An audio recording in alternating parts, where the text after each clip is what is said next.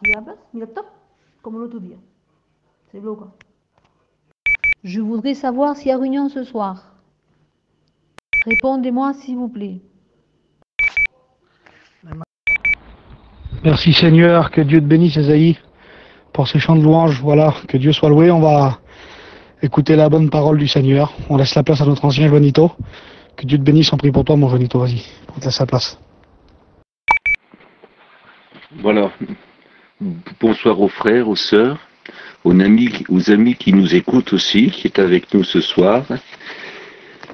Heureux sommes-nous d'avoir le privilège d'être assemblés autour de la parole de Dieu et surtout le privilège de pouvoir parler à Dieu. Après tout, prier, c'est parler à Dieu.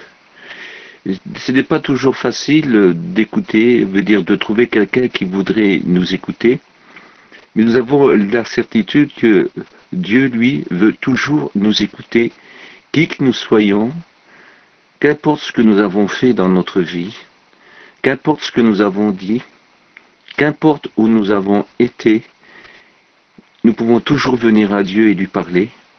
Il attend toujours qu'on vienne et qu'on lui parle, et surtout si on lui parle avec notre cœur, quand on lui ouvre notre cœur, il sait absolument tout avant qu'on lui dise, mais quand on vient, puis que on lui confie, on lui dit, écoutez, comme, vous savez, avec respect, amour et avec un certain regret, ou bien, vous savez, quand on le recherche, je te connais pas, je voudrais faire une rencontre avec toi, je voudrais faire une expérience, est-ce que c'est vrai ce que j'entends dire?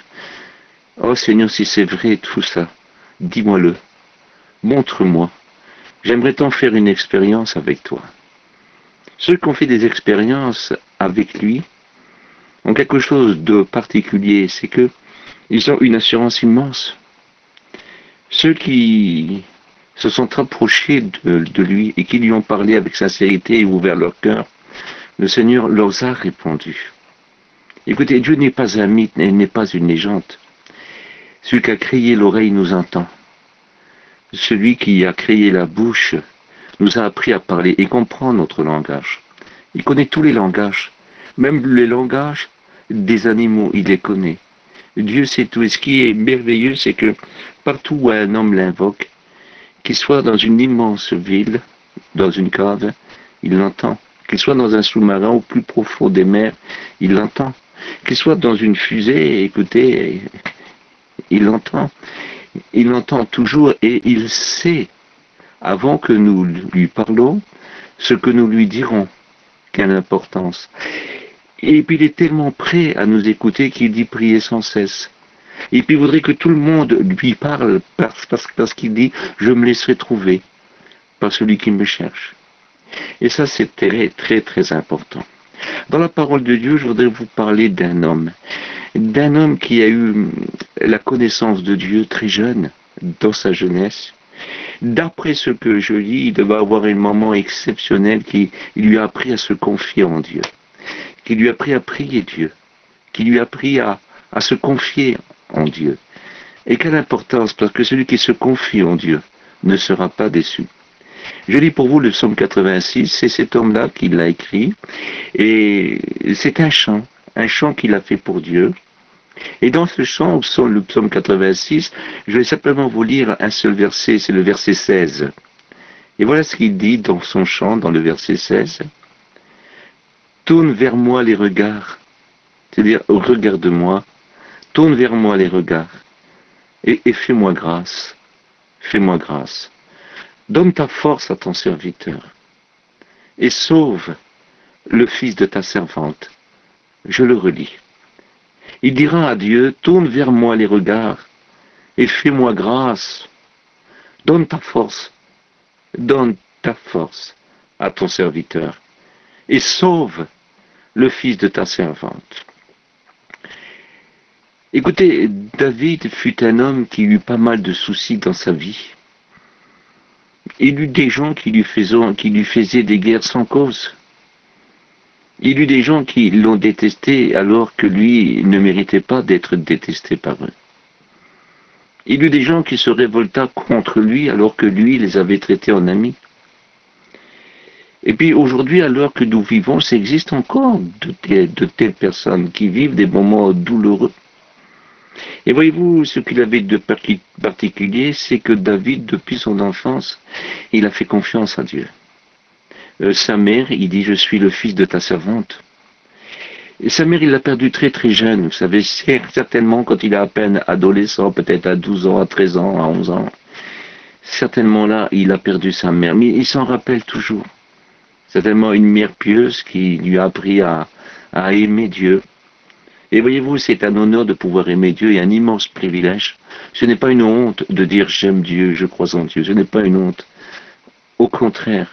Beaucoup de gens voudraient avoir des relations, beaucoup de gens voudraient avoir beaucoup d'amis, beaucoup de gens cherchent les regards des gens importants. Mais vous savez, être ami de Dieu, écoutez, être en compagnie de Dieu, ce n'est pas mal non plus. C'est même plus que bien. Ici, tout n'est que pour un temps, mais avec Dieu, tout est pour l'éternité. Ses œuvres et sa parole, c'est pour l'éternité.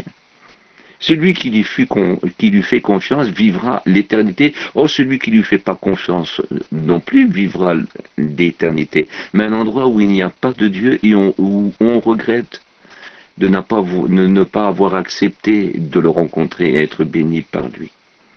Et puis, au milieu de sa détresse, il va dire, tourne vers moi tes regards. C'est-à-dire, Seigneur, moi, je me confie en toi. Écoute, guide-moi. Montre-moi ce qu'il faut faire. Écoute, fais-moi grâce. C'est-à-dire, je sais que ce n'est que grâce. Écoutez, Dieu nous a aimés avant que nous l'aimons. Dieu nous a cherchés avant que nous le cherchions. Dieu se révèle à nous avant que nous cherchions à savoir qui il est. Dieu est bon. Il dit, fais-moi grâce. Oui, c'est pas grâce. Mais ce qui est formidable, c'est quand un homme lui demande avec un cœur sincère, fais-moi grâce, il lui fait grâce. Il va lui dire, donne ta force. Il sait très bien que la vie qui doit vivre, ce qui est devant lui, n'est pas de sa force à lui. Il sait que son danger est très grand. Écoutez, il est souvent en danger. Ses ennemis sont très, très puissants. Et puis, sans l'aide de Dieu, il serait incapable de leur faire face, de leur résister. Il serait incapable de se défendre. Mais il dit, donne-moi ta force. Et je voudrais vous faire comprendre, c'est que la force de Dieu est toute puissante. En un mot, quand il dit, donne-moi ta force, c'est comme si tu dirais, Seigneur, combat pour moi. Et ça serait tellement bien si dans ta prière, tu pourrais dire, Seigneur, combat pour moi. Donne-moi ta force. Sois ma force. Sois mon soutien. Sois mon aide. Seigneur, s'il te plaît, défends-moi. Seigneur, s'il te plaît, protège-moi. Seigneur, viens à mon secours. Seigneur, tourne ta face. Seigneur, fais-moi grâce. Et Seigneur, sauve le fils de ta servante. Des moments comme cela, il en a eu souvent. Dieu est toujours venu à son aide. Et dans un autre cantique, dans un autre chant qu'il va faire, il va dire, je te supplie, Seigneur, je te prie, Seigneur, je t'en supplie, Éternel, car je suis ton serviteur. Je suis le fils de ta servante. Je t'en supplie. Ça veut dire, je t'en supplie, viens à mon aide. On a toujours besoin de Dieu. Écoutez, et ce qui est formidable, c'est qu'on pourra toujours compter sur Dieu. David pouvait dire que Dieu avait été le Dieu de sa jeunesse. Mais c'est aussi le Dieu de sa vieillesse. Il pouvait toujours compter sur lui. Et quand il va dire, Seigneur, je te supplie, parce qu'il sait que c'est toujours pas grâce. Dieu n'est pas obligé, Dieu a décidé de le faire, Dieu a proposé de le faire. C'est une grâce. Dieu ne nous doit rien. On lui doit tout. Écoutez, il veut dire, je te supplie, Éternel, car je suis ton serviteur. Et c'était véritablement le serviteur de Dieu. Et quand on peut dire, je suis ton serviteur, que je suis prêt à t'obéir, je suis prêt à te servir, je suis prêt à te dire, je ne veux pas faire ma volonté, mais ta volonté. Écoutez, quand on est prêt à lui dire, Seigneur, je ne veux plus faire ce que je veux, mais je veux faire ce que tu veux. À partir de ce moment-là, on se met à sa disposition. On devient serviteur. Seigneur, je suis le fils de ta servante. Il lui rappelle cela. Je suis le fils de ta servante. Ma mère n'a jamais été déçue par toi. Jamais. Elle s'est confiée en toi. Et puis, Seigneur, tu as été une aide merveilleuse pour notre famille. pour mon père, pour mes frères et pour moi-même. J'ai eu des durs combats, mais à cause, Seigneur, de sa foi à elle, à cause de ce qu'elle m'a appris de toi. De quelle façon, Seigneur, elle m'a enseigné. J'ai toujours été vainqueur. Je suis le fils de ta servante. Et puis d'un coup, voilà ce qu'il dit. Tu as détaché mes liens. Écoutez, il suffisait qu'il appelle Dieu avec sincérité. Il dit maintenant, tu as détaché mes liens. Son épreuve le liait. Son épreuve le rendait captif. Son épreuve le rendait sans force. Les liens de l'épreuve qui étaient sur lui, il ne pouvait pas les détacher de sa propre force. Et malgré qu'il avait des amis, et malgré qu'il était devenu un roi, écoutez, sa force était beaucoup trop faible. Personne ne pouvait lui venir en aide. Les liens qui le tenaient liés, c'est-à-dire dans son âme, dans son esprit. La crainte qu'il avait, parce qu'écoutez, il appelle Dieu à son secours, c'est qu'il sent qu'il est en danger. Quand il sent qu'il est faible, même avec une armée comme il a, il sait qu'il a besoin véritablement que Dieu vienne à son aide. Il veut dire, tu as détaché mes liens, tu m'as rendu libre, tu m'as rendu fort, tu m'as rendu capable, tu m'as rendu victorieux. Quelle importance de pouvoir dire, je suis ton serviteur.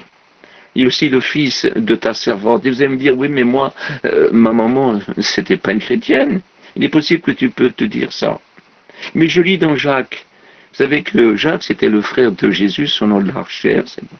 C'était le fils de Joseph et de Marie aussi.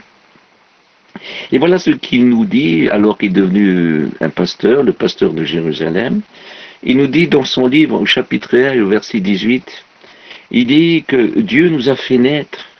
Il nous a fait naître selon sa volonté par la parole de vérité, afin que nous soyons en quelque sorte les prémices de ces créatures. C'est-à-dire que Dieu nous a fait naître à la vie de Dieu, à la vie nouvelle. Il nous fait naître chrétiens quand nous le voulons, même si on aurait 99 ans, même qu'on aurait 100 ans. Et écoutez, il peut nous faire naître. C'est ce qu'il a dit. Il a dit, il faut que vous naissiez de nouveau. Il faut que vous deveniez comme des petits-enfants. Et même si on aurait 80 ans, il faudrait, dans notre foi, dans notre cœur à nous. Nous avons eu des parents, et avec la grâce de Dieu, nous sommes nés de nos parents. Et nos parents ont fait de nous des hommes terrestres, des hommes et des femmes. Et puis, ils nous ont appris leur langue. Ils nous ont appris ce qu'ils aimaient, ils nous ont appris nos pays. Ils nous ont appris notre musique, celle qu'on aime. Et on se souvient toujours d'eux. Et puis on est fiers de leur ressembler, parce qu'on les aime. Ils nous ont fait naître comme des hommes de la terre. Mais seulement nous avons rencontré Dieu et qui nous a fait naître, mais par la parole de Dieu, parce qu'il est écrit, la foi vient de ce qu'on entend, et ce qu'on entend vient de la parole de Dieu. Je lis dans Matthieu 4,4.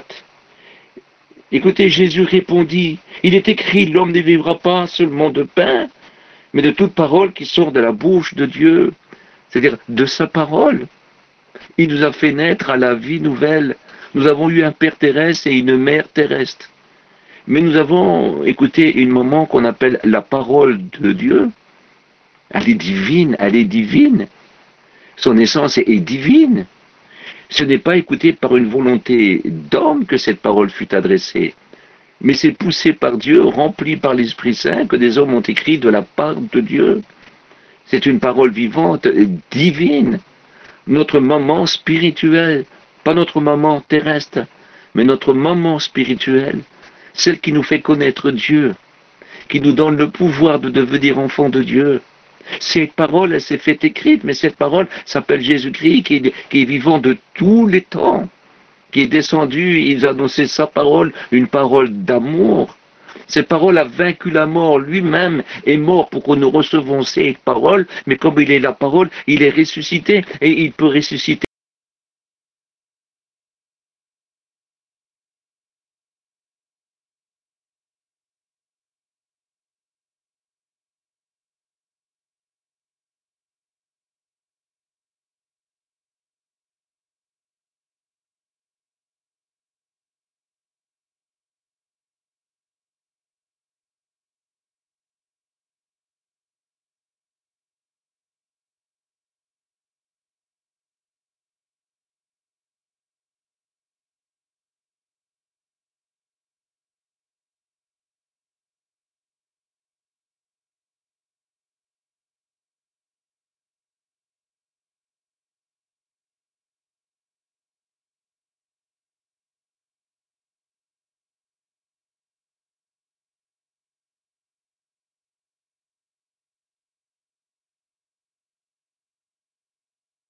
la parole de Dieu, c'est une parole divine. Écoutez, ce moment-là nous apprend les choses du ciel, nous apprend à vivre dans le ciel, fait de nous des enfants de Dieu. Et lui dit, tous ceux qui l'ont reçu, cette parole, elle leur a donné le pouvoir de devenir enfants de Dieu. Cette parole, c'est la lumière, et cette lumière, c'est la vie éternelle. Quelle importance! C'est que ceux qui ont trouvé cette parole ont trouvé la vie, la véritable vie, la vie qui vaut la peine d'être vécue. Écoutez, je connais des enfants qui ont connu le Seigneur avant leur papa ou leur maman terrestre. Et puis en étant chrétiens, ils ont parlé à leur père et à leur mère terrestre.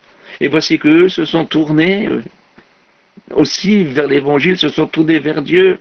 Et ils ont dit à Dieu, tu es notre Père. Et ils ont dit à la parole de Dieu, tu es notre mère. Eux aussi.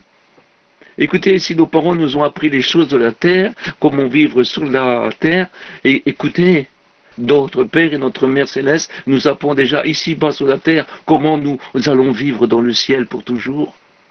Nous donne des sentiments, une nouvelle loi, une nouvelle manière de vivre, une nouvelle manière de penser. Mais quelle belle vie, mais quelle belle vie. Écoutez, quand nous sommes remplis de si tendres soins, de si tendres soins. Le Seigneur a dit, je t'oublierai jamais.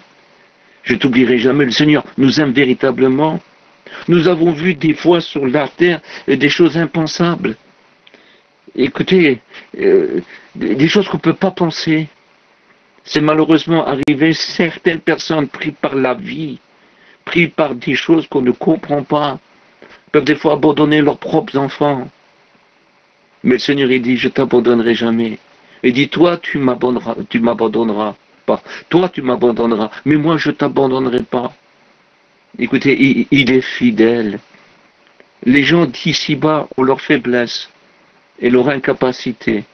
Et par moments, pris par certaines choses, ils ne savent plus ce qu'ils font. Et ils peuvent faire des fois de graves bêtises qu'ils regretteront toute leur vie. Mais notre Seigneur, il n'y a pas de désordre. Notre Dieu n'a pas d'ombre de variation. Jésus-Christ est toujours le même hier et éternellement. La parole que nous écoutons est écrite, tout passera, le soleil, la lune, les étoiles, la terre, où nous sommes nés, va disparaître un jour, tout va disparaître. Mais la parole de Dieu demeure éternellement. Et ceux qui ont ces moments-là, ceux qui ont cette parole de Dieu dans leur cœur, ceux qui ont pour Dieu, Dieu, ceux qui ont été sauvés par Jésus-Christ, mes amis, demeureront éternellement avec Dieu. Ce que je voudrais vous faire comprendre, je vais vous relire toutes ces choses. Tourne vers moi les regards et fais-moi grâce si tu pourrais dire ça ce soir. Et sauve le fils de ta servante. Sauve le fils de ta parole. Sauve le fils de ta parole. Je te supplie, Éternel, car je suis ton serviteur, le fils de ta servante, et tu pourras dire comme lui, tu as détaché mes liens. C'est-à-dire, tu m'as exaucé. J'avais si peur. C'était tellement difficile. J'étais comme paralysé. J'étais attaché de la tête aux pieds. Et maintenant, je suis libre. Il écrit, si le Fils vous a franchi, vous serez réellement libre.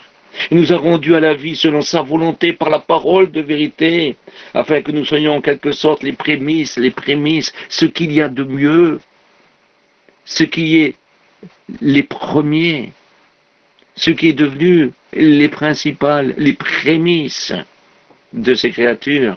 Et ce que le Seigneur voudrait faire, il voudrait que toute la terre devienne ses créatures. C'est pas ton péché qui pourra t'empêcher de venir à Dieu si tu le désires. Ce que Dieu veut, c'est que tu viens à Dieu et en Jésus-Christ son Fils, il lavera tes fautes à cause du sang précieux de son Fils, qui fut ensanglanté et baissé de la tête aux pieds sur la croix. Et ce sang qui est sorti de son corps, de ses mains, de ses pieds, de son côté percé, de son dos labouré, de son visage défiguré, de sa barbe arrachée, ce sang-là purifie de tout péché. Écoute, c'est pas tes péchés qui te mèneront en enfer, c'est le rejet de Dieu qui pourrait te mener en enfer. Et si dans cette journée, si dans cette soirée, tu pourrais reconnaître, écoute, si tu veux devenir le fils de la parole de Dieu, si tu veux devenir un enfant de Dieu, si tu prends la parole de Dieu comme ta maman, tu pourras dire, tu as détaché mes liens, tu as fait de moi une nouvelle créature. Les choses anciennes sont passées, voici toutes choses sont devenues nouvelles. Jésus l'affirme, hein, et tu sais qu'il dit au diable, à nos péchés, à notre misère, à nos passions, à notre méchanceté, à notre orgueil, à tout le mal qu'on a pu faire, à toute la personne que nous sommes devenus. Je ne sais pas ce que tu es devenu. Ça ne me regarde pas.